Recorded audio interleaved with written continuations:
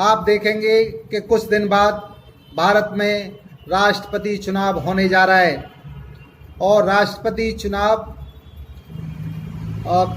पद के लिए लड़ने के लिए हर भारत के नागरिक का अधिकार होता है, परंतु यह इस अधिकार से वर्तमान केंद्र सरकार और उसकी विपक्षी जितनी भी राजनीतिक पार्टियां 1947 से अब तक रही हैं, वो उन्होंने आम आदमी को राष्ट्रपति चुनाव से दूर रखा।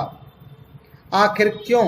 उसके पीछे कारण यह है कि जो वर्तमान में केंद्र सरकार है या उससे विपक्ष की जो भी पार्टी पहले रही हैं, उनका मकसद एक ही होता है कि संसद में जो भी कानून पास कराते हैं या जो भी इनके गलत निर्णय होते हैं, उनको भी राष्ट्रपति इनका जब होगा तो आराम से पास कर देगा।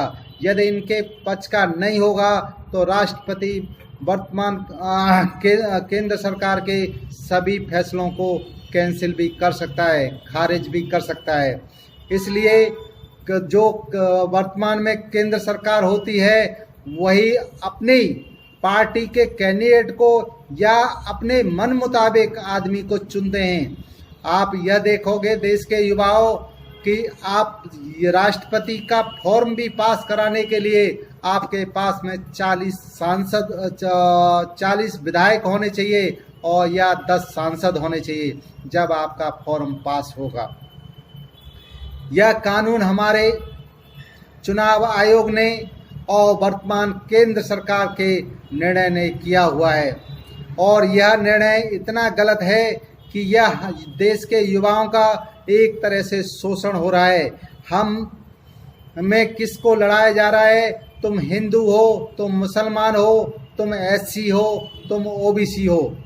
आज आपको कुछ समय से यह भी बताया जाता है कि हमने एससी जाति के कैंडिडेट को ही राष्ट्रपति के लिए चुना है, हमने ओबीसी जाति के कैंडिडेट को राष्ट्रपति के लिए चुना है, हमने मुस्लिम कैंडिडेट को राष्ट्रपति के लिए चुना है। परंतु देश के युवाओं आप यह देखेंगे कि वह जो पद के लिए जो राजनीतिक पार्टियों ने उस कैंडिडेट को चुना है वह है किसका सदस्य?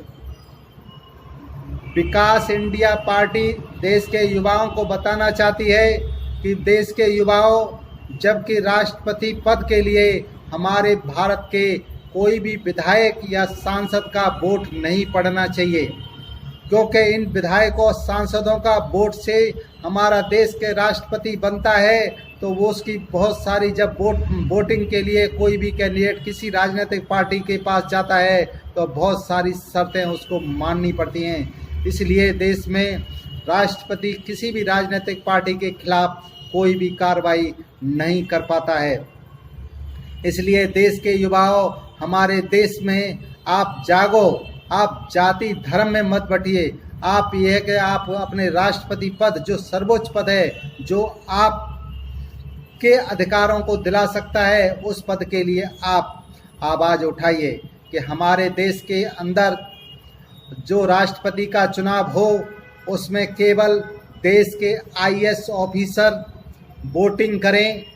हमारे देश की तीनों सेनाएं के हर जवान, सिपाही से लेके और जो कर्नल, मेजर, ब्रिगेडियर तक यह सभी वोटिंग करें और देश के सभी सरकारी कर्मचारी हमारे देश के राष्ट्रपति के लिए चुनाव करें। यह आवाज़ बनाए उठाइए, क्योंकि विकास इंडिया पार्टी इस आवाज़ को बुलंद करने के लिए तैयार है और यह बुलंद कर रही है। आपका, देश के युवाओं, आपका साथ चाहिए, क्योंकि अकेला मैं कुछ नहीं कर सकता हूं। इसलिए देश के युवाओं, आपका मुझे साथ चाहिए, क्योंकि आप यह देखोगे कि देश की राजनीतिक पार्टियों ने आज देश को कहां ला के रख दिया है, जबकि हमारे पूर्वजों ने 1947 से पहले जो भी लड़ाइयाँ लड़ी अंग्रेज़ों से, वह देश को एक सुंदर और स्वच्छ और यह के विकासशील बनाने के लिए कि यह हमारा देश अच्छे जल्दी से जल्दी डेवलप करे और यह है कि और संसार के अन्य देशों को भी पीछे छोड़ दे टेक्नोलॉजी में। परंतु आज हमारे यहाँ जो टेक्नोलॉजी चल रही है, हमारे यहाँ मंदिर की और मस्जिद की टेक्नोलॉजी चल रही है और हिंदू और मुसलमान की टेक्नोलॉजी चल रही है। इसलिए देश के युवाओं, आप जागो, क्योंकि आप शिक्षा भी ले लोगे, आप शिक्षित भी हो जाओगे, तब भी आप कुछ नहीं हासिल कर पाओगे। आप अधिकांश ज़्यादा सरकारों के खिलाफ रोडों पे धरना दोगे या कहीं पे भी धरना दोगे, वहाँ यह है कि जो भी सरकार होगी राज्यों में या केंद्र में की सरकार होगी, वहाँ आप पुलिस के द्वारा लाठियों से पीटे जाओगे। यही देश के अंदर हो रहा है, यही देश के अंदर हो रहा है। तो हम राष्ट्रपति चुनाव के लिए बात कर रहे हैं, तो देश के युवाओं आप जागो। और यह जो हमने एक फॉर्मूला दिया है कि देश की कोई भी राजनीतिक पार्टी का विधायक और सांसद राष्ट्रपति के लिए चुनाव के लिए वोटिंग न करे, उनके द्वारा हमारा राष्ट्रपति न चुना जाए और उनके दबाव में कोई भी हमारा देश का राष्ट्रपति कोई भी गलत निर्णय को भी पास न करे। ऐसा हमें राष्ट्रपति चाहिए, ऐसा हमें राष्ट्रपति चाहिए। जय हिंद, जय भारत।